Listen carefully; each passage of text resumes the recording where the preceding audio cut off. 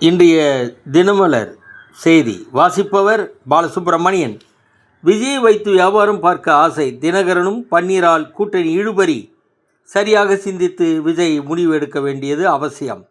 ஆட்சியில் பங்கு கேட்டு திமுகவிடம் வலியுறுத்தி வருகிறார் காங்கிரஸ் மேலிடம் பொறுப்பாளர் கிரீஷ் சோடங்கர் என தமிழக காங்கிரஸ் தலைவர் செல்வ பெருந்தகை கூறினார்.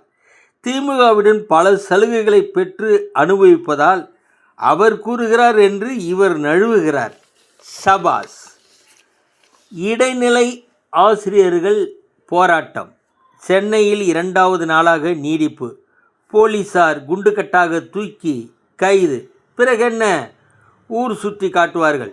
அதுதானே இப்போதைய வேலை.